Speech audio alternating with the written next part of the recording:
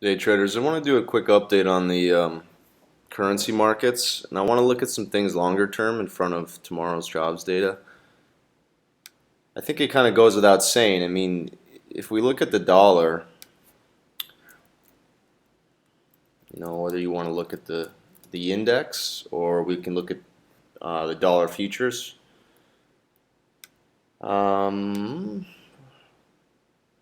Let's just look at the dollar futures. I think I marked that up earlier today.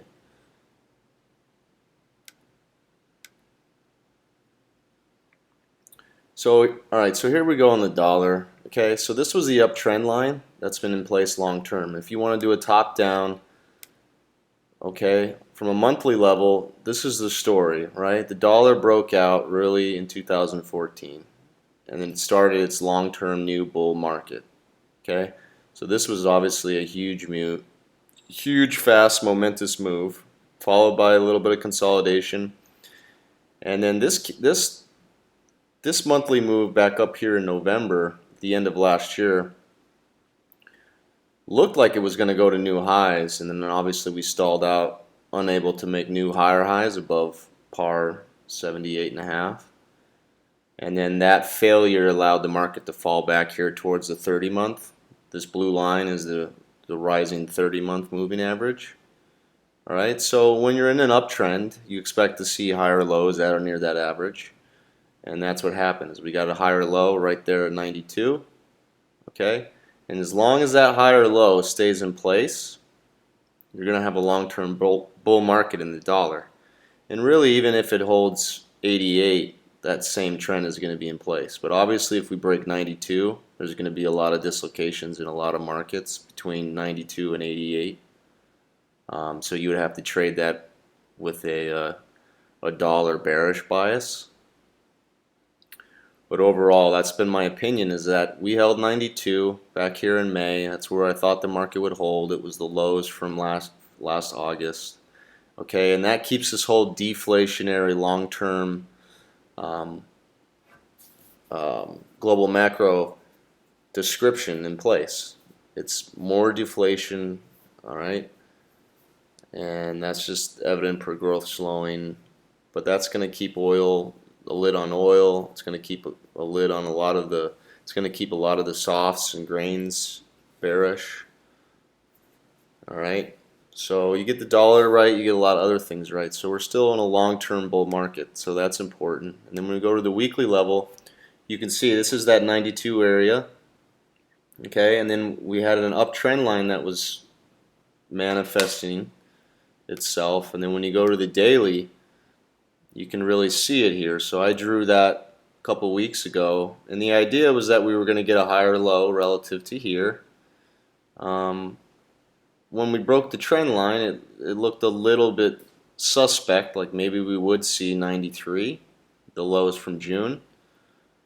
But we bought some anyway, with the idea that it was going to buy more here, and never backed up enough. So I took the last of my dollar futures off today, and you can see that here we are, the highs from July, okay, and then the lows that we just made last week or 2 weeks ago. All right, now the dollar is right smack in the middle of this range, which makes sense. So whether you have a lot of the big money that's thinking along the same lines. I mean, if you listen to the Fed last week and Jackson Hole and all the little minions that were speaking, I mean, it looks like they want to maybe try to go in September. So if we have a good jobs print tomorrow and a good GDP number, I mean, that should be enough for them to make at least a move here in September. So I think the dollar is kind of priced in.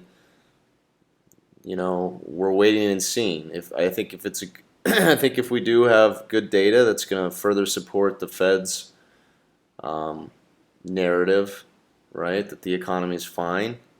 Whether the economy is actually fine is completely different, but that's what they're going to keep pushing. So the perception is, if we have good jobs data that everything's fine, the Fed maybe goes in September, we can see that the dollar rally back up here towards the highs from July. All right. If if it's a bad jobs print, which is definitely possible. I mean, we're late cycle within the economic cycle, and jobs is always the last to break out. It's probably the most leading indicator when you want to talk about um, the health of an economy. To stare at the jobs number is just looking in the rearview mirror. So I expect jobs data to start to break out and go the other way on the margin, but maybe that doesn't happen till 2017. I mean, these are long-term cycles that have to play out. So the point is that if it's a disaster of a number, then you should look for the dollar to come back down back into this range, all right? And if it's mixed, we'll just let price talk to us tomorrow. All right? So that's kind of my thinking on the dollar overall. Now, let's look at a couple other markets longer term, okay? All right, so here, let's just do the euro versus a couple of the pairs here. And I just want to cover the monthly and the weekly. So the monthly,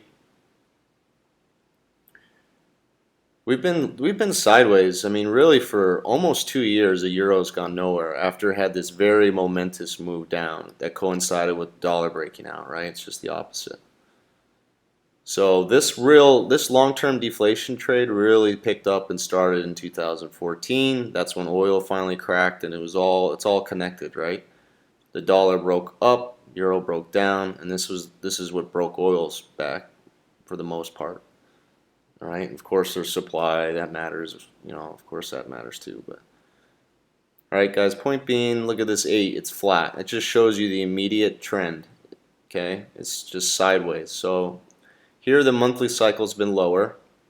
All right. When this crossed back here in June, I mean, you wanted to be a seller into these highs, 116. The market keeps making lower highs, although we're kind of waiting for this 30-month to come down, right? So when I look at markets, when you get a move down like this, there's only two things that can happen. Well, 3 things. Price can't continue down forever.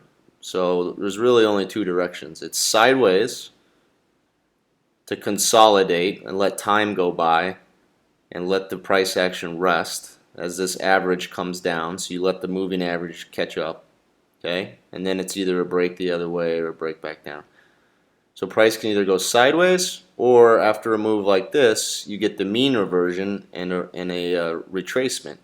So that did not happen. We had a sharp move lower, and now we went sideways. Okay, so it may be that we need to wait for this 30-month to catch up, and then more than likely the next move is to a new lower low again. But we'll just wait for that to happen. There's no need to make that call. Right now the call is that the euro is still in a range trade, and we've been playing it from the short side on an intermediate term basis.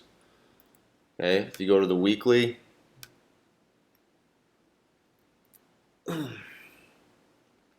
you can see the lower bands. This is bands in a bearish structure. You're making lower highs around here.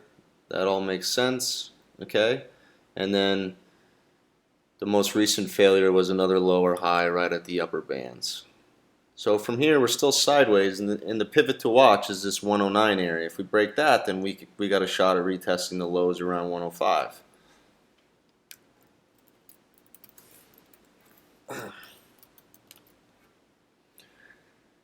All right, euro versus the yen. The yen has been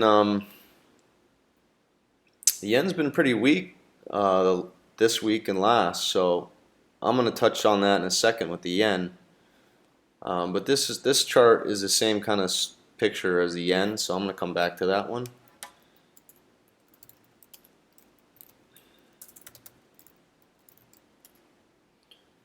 Now, euro versus the pound. This is a contrarian call that we've been making up here. We want to be short for the long term. And that trend hasn't rolled over, but I'm suspecting that it's about to. You can see that this monthly cycle is just hanging on, and it's got a high probability of the next cycle is lower, okay, over the next several months. The reason why we like fading it was just simply that it was high within its long-term 2 standard deviation range, okay?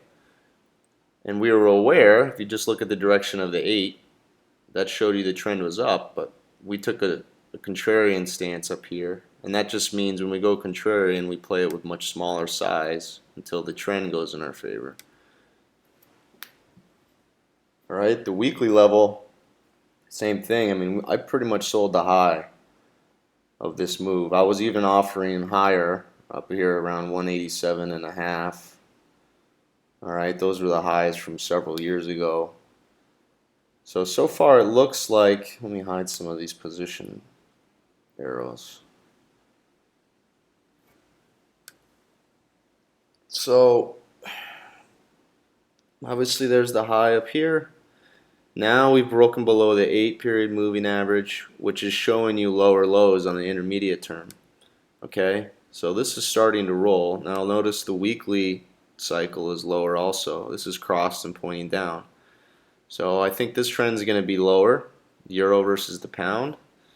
And I also think big picture, I'd much rather be short the euro because Brussels is a disaster. The euro was a failed design to begin with, and the pound, those guys are free now, so they made the right decision, get away from everything that is the EU and the regulation and all the BS that goes along with it. So the pound is probably going to do as a currency much better than the euro. So I'd much rather be short the euro versus the pound from a fundamental, opinion. But opinion doesn't really matter much. What we care about is time and price for the most part. So if you look at the daily now, it failed to hold the 30, which if it was going to keep an uptrend, it should have made a higher low here. Okay, the next point that needs to test is these lows around 82, or call it 83, which is also the upper bands right around here. And then if that fails to hold, you're going to probably get the move back towards the 200, which is 78.75, maybe even a full pi cycle back to 76.5. Okay, now the 4-hour is also starting to roll. I covered here into pi. Okay, so here's our sale. Pretty much sold short the highs. Nice topping tail up there. Kind of wish I would have sold more, but was trying to be patient because again the trend was up. This is a long-term core short. We're gonna work over several months to several years. All right, now this is this is bearish now that we were started to make lower lows. Okay. So to cover some at pi makes sense. To lighten up your position in front of the jobs day tomorrow, that's good. But we want to be a seller of rallies now. This is bearish intermediate term. So that's how we're going to play it. Okay. And then lastly on the euro, if we look at euro versus New Zealand dollar,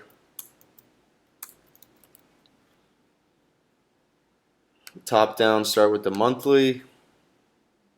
Still was in a down cycle, pretty low than the cycle here. Okay, I like this. I like the carry. I like the long-term downtrend here. It's just that it's kind of had its move. So I'm thinking maybe we're due for a little bit of a bounce. Go to the weekly.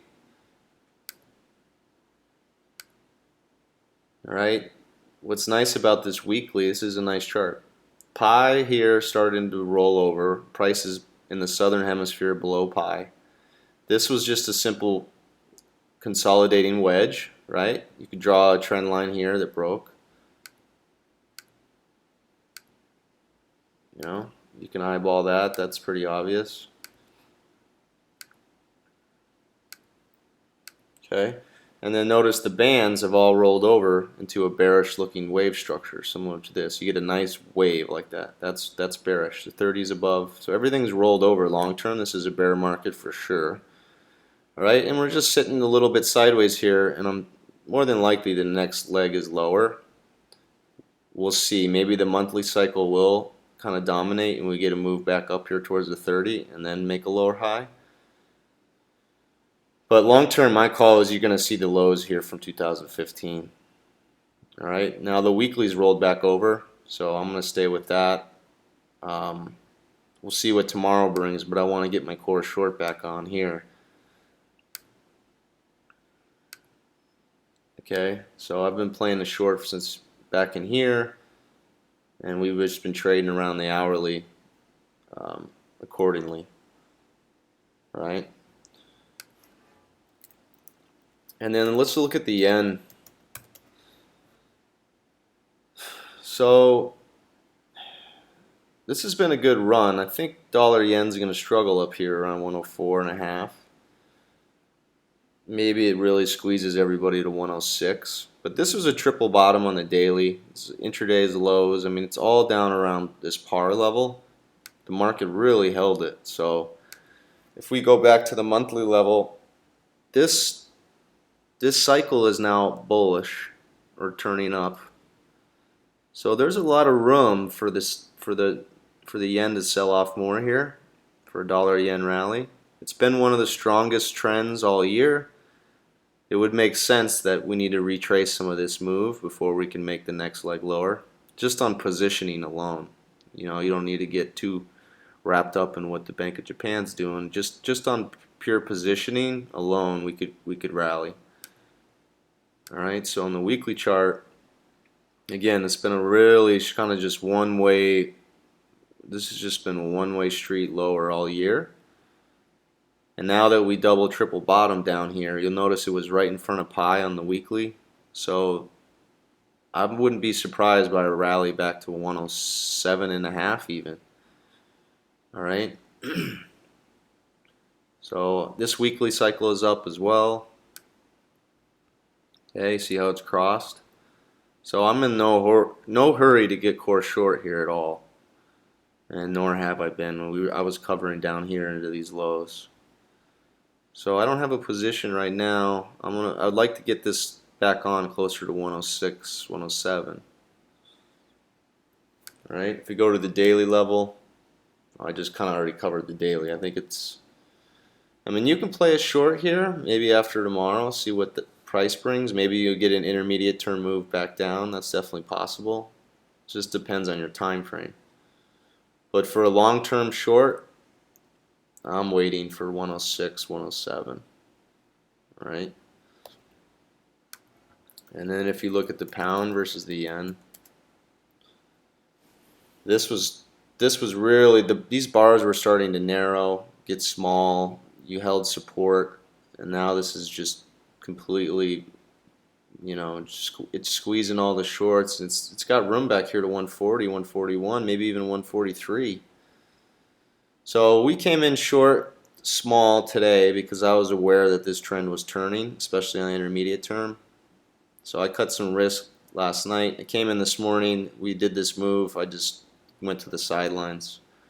So I'll just stop and cut my risk for now, and then I'll re-enter this trade short at higher levels and heavier size. So this play isn't over yet.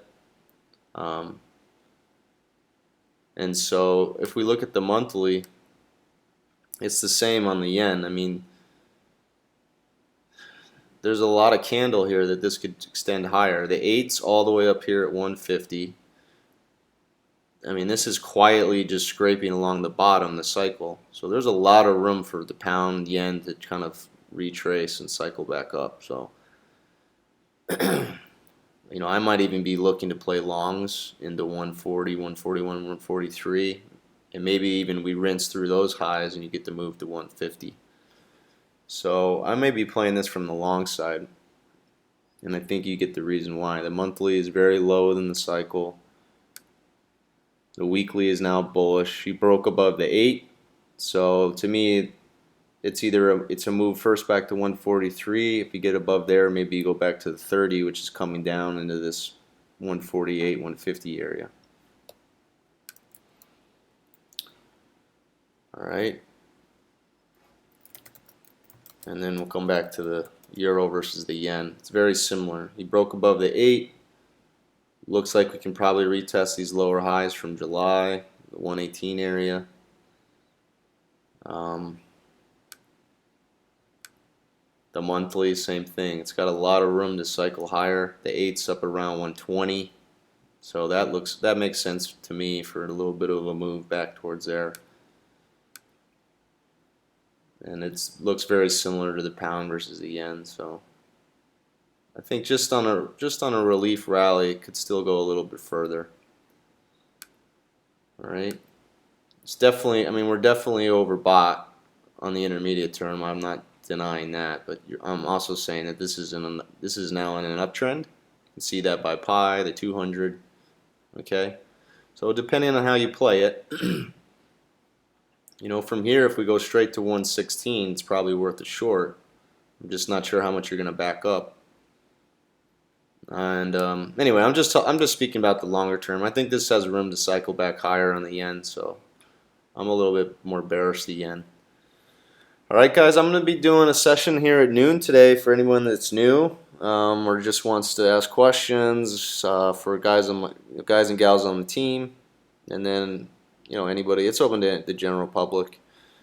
You can sign up at the site to join our trading room and just shoot me a message or post in the room that you wanted to jump on that webinar. We'll put another link out in the room today. And that said, guys, yeah, if you're new, just you know, you can join our trading team. It's free. We've got a lot of great traders all over the world trading pretty much everything on all time frames. So whether you're trading stocks, whether you're trading S&P futures, the long bond, whether you're trading commodities, you know, a lot of forex traders. So that's the idea, guys, is we're building a, you know, a professional network and an independent network of traders. And like I said, it's free to join. So the info is on the site, jenkinsrm.com. RM is risk management, jenkinsrm.com. And I'll hopefully look forward to speaking to some of you around noon. Alright guys, enjoy the rest of your day.